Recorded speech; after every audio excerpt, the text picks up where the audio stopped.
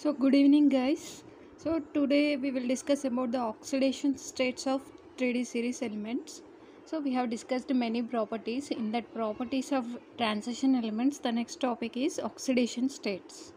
So generally in free state, elemental state, they will exhibit zero oxidation state, but when they combined with other for example in oxides, in halides, so generally transition metals will form the compounds with halogens and oxides and also complex compounds.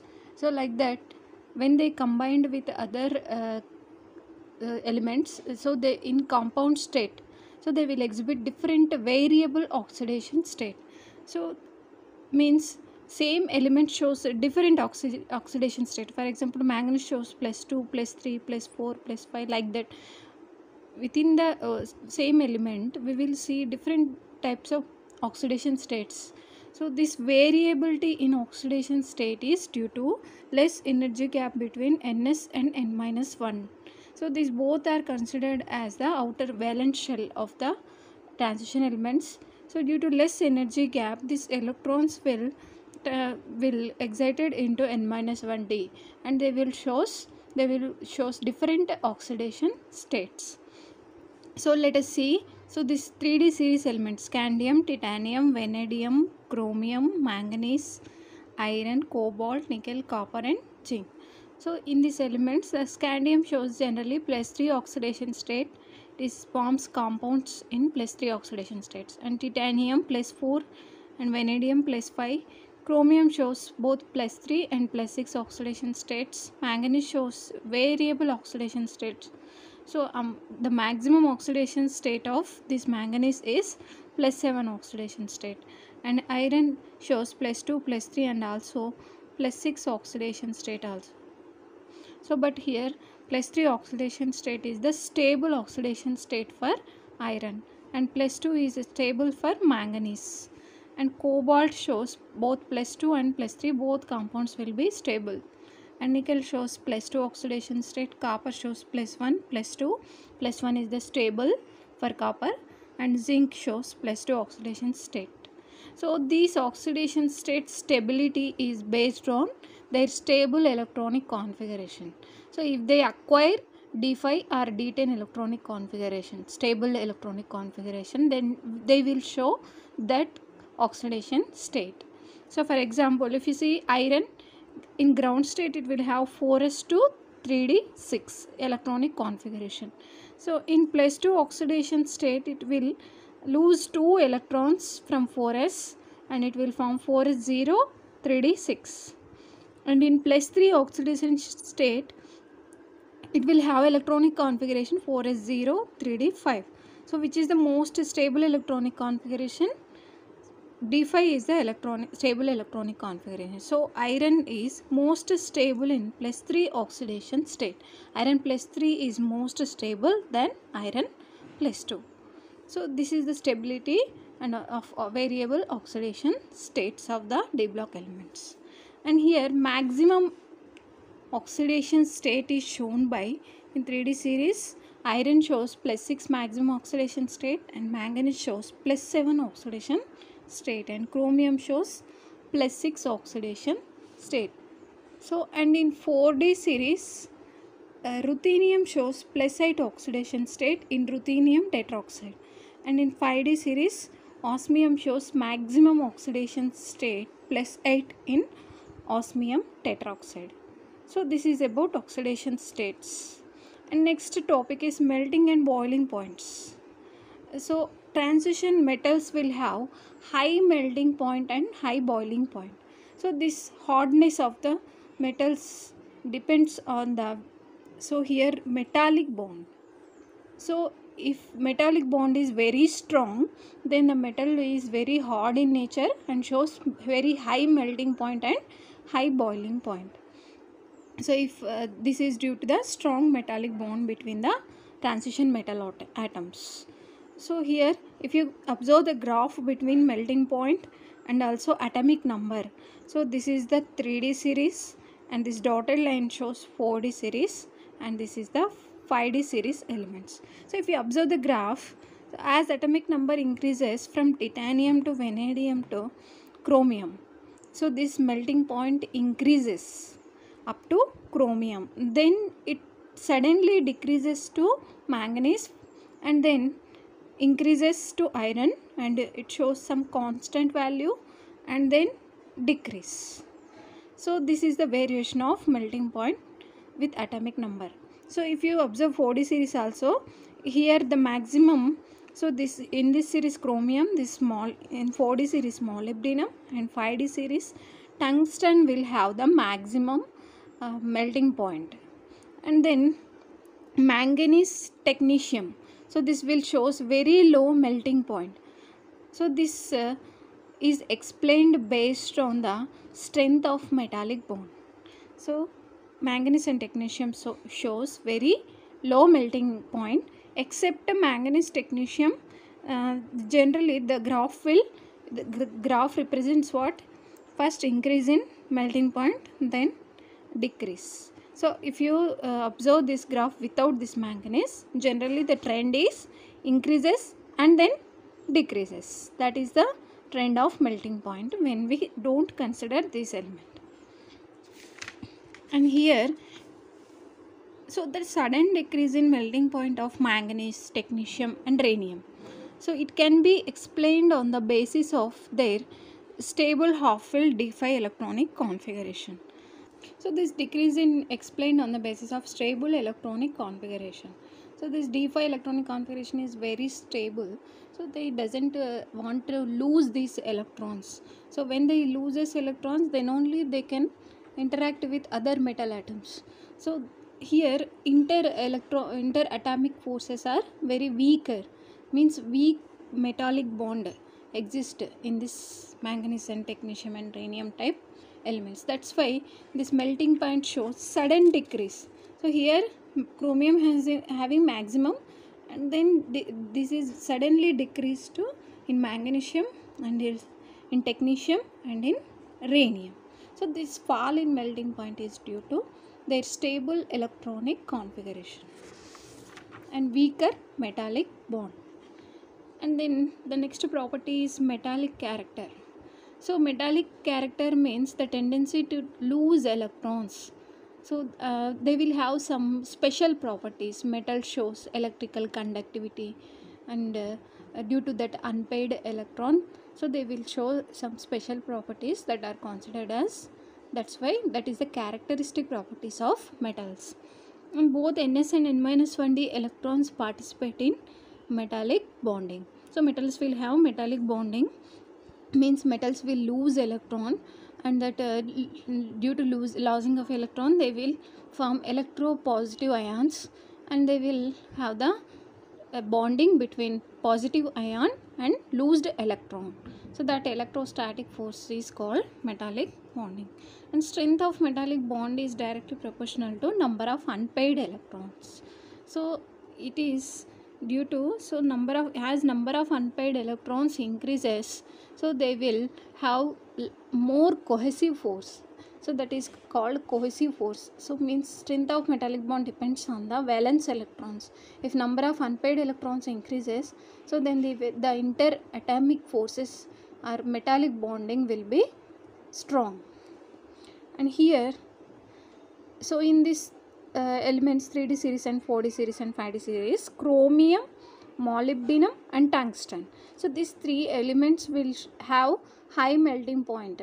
So that is due to high number of unpaired electrons. So here they will have S1d5 configuration. So S1d5 configuration means total 6 unpaired electrons are there. So they have maximum number of unpaired electrons in 3D series, 4D series and 5D series. So that's why they have the very hard nature. So they are very hard metals. So that's why they are showing high melting point and boiling point. So this is about melting point and boiling point. And zinc, cadmium, mercury are not hard metals, they are soft metals and with low melting point and boiling point. So this is explained on the basis of electronic configuration. So they will have D10 fulfilled electronic configuration. So that's why due to the absence of unpaired electron, the metallic bond will be very weak, and that's why it is a soft metals. And then, so the next property is enthalpy of atomization. So enthalpy of atomization means, so the energy required to uh, required to break the metallic bond. So means the energy required to become atom, they will isolate the molecules into atoms. So that is called enthalpy of atomization, means it is a endothermic process.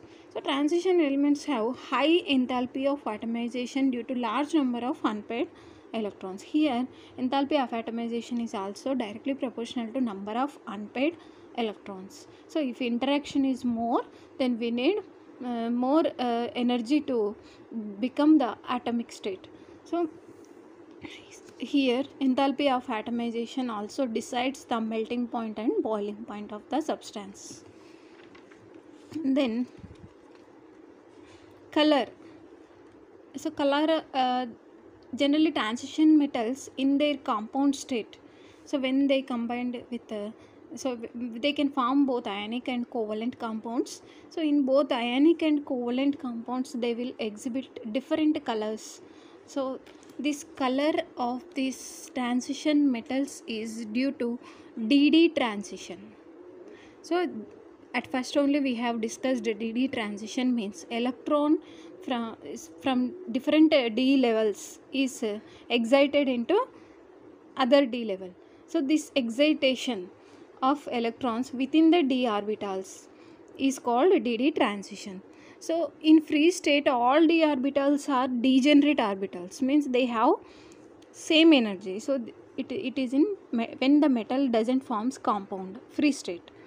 So but when it is in solution form, so when solvent molecules will approach the metal, or when they combine with ligands, so or when they forms ionic bonds with ions, so means when they combine with other solvent are either ligands or ions, so these d orbitals will split into different levels. So they no more degeneracy is observed in the d orbitals, so their energy will be deferred now. So here due to the splitting of d orbitals, so here this will be having different energy levels. So here when electron from lower energy d level to higher d level, so then this is called a DD transition. And DD transition requires the, so means it requires less energy, because here only there is a less energy gap is there. So this requires visible light, so they absorbs the light in visible range for DD transitions. So that's why they exhibit different colors. When the substance absorbs the visible light, then it will transmit the light related to absorbed light, then we can see the color of the compound. So that's why we are able to see the colors of transition metals due to the absorption in visible region. So if d orbital is incomplete, d orbital is completely filled, then we cannot observe color. So for example, scandium plus 3, titanium plus 4 and zinc plus 2 have fulfilled the D10 electronic configuration. So here the d orbital fully filled and no DD transition takes place. So here the compound will not exhibit any color. So chromium, for some colors of compounds, examples: chromium plus 2, copper plus 2, vanadium plus 4 are blue color, and chromium plus 3, nickel plus 2, vanadium plus 3 are green color. And here manganese plus 3 exhibit violet color, and manganese plus 2 exhibit light pink color. So this is some elements, transition elements colors in compound state.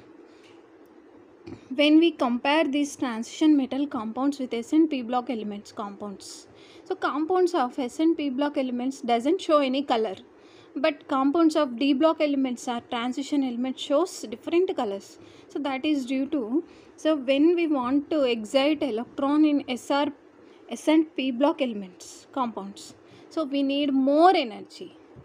So in D block elements, DD transitions require only visible range light, but in S and P block compounds, so we need more energy, that is UV region. So they will absorb UV region for electron excitation. So that's why we cannot see the color of the S and P block compounds. So this is about color of the D block elements. So the next is magnetic property. So magnetic property means when a substance is placed in a external magnetic field, so either it will attracted by that magnetic field or it is repelled by the magnetic field. So when it is attracted by the external magnetic field, for example, if you put any substance between the magnetic field, north and south pole of magnetic field, then the substance shows some if it is attracted by that magnetic field, that is called paramagnetic. So and if it is repelled by that external magnetic field, that is called diamagnetic. So when a substance is placed in a magnetic field, if that substance is attracted, we can say if magnetic lines of external magnetic field pass through the substance, means the substance allows the passing of magnetic lines of external field, then it is said to be paramagnetic. So this happens when magnetic field produced by the substance is greater in strength than external magnetic field. So this B is the substance magnetic field strength and H is the external magnetic field strength or applied magnetic field strength.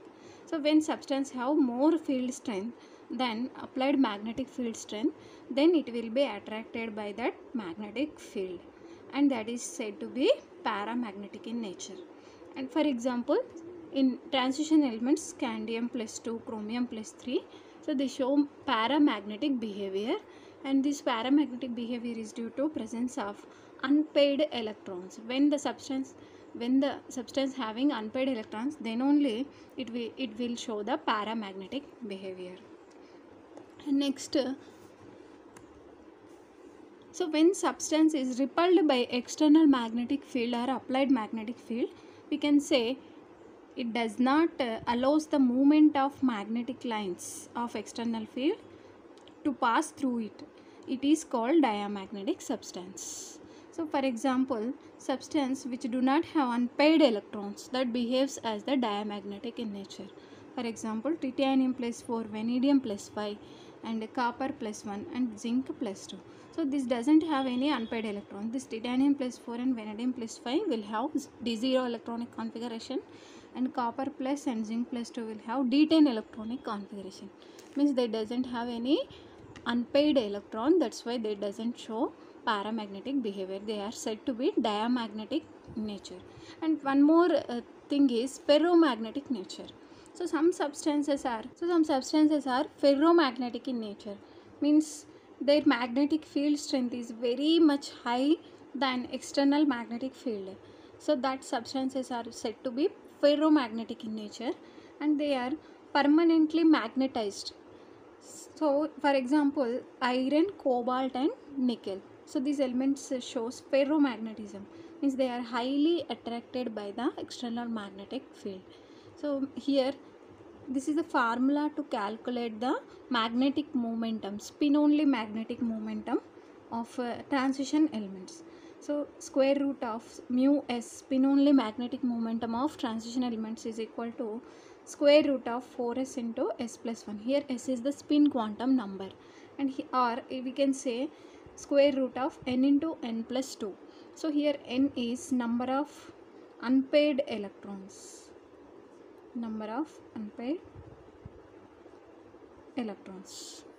So if we substitute number of unpaired electrons, we will get the magnetic momentum of the transition element substances.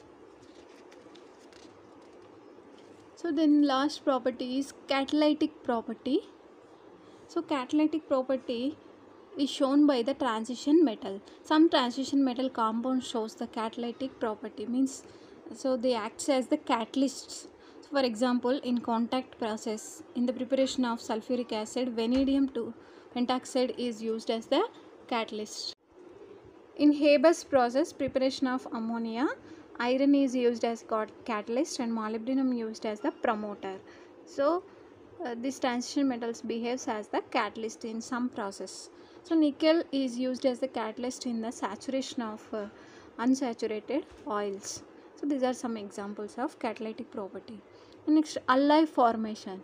So alloys are mixture of metals. So we are making mixture of metals to modify their properties. So for example, to increase their toughness and to increase their resistance to corrosion. So to obtain required properties, so we will add metals, and that mixture of metals is called alloy. So that are used in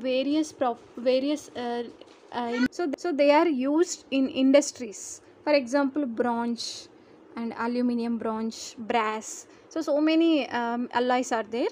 So here are some examples. Bronze is the mixture of copper and tin and zinc. So this bronze is used in the preparation of utensils. And here aluminum bronze is the mixture of copper and aluminum, and it is used in the preparation of ornaments. So like that, so many alloys are used in the industries.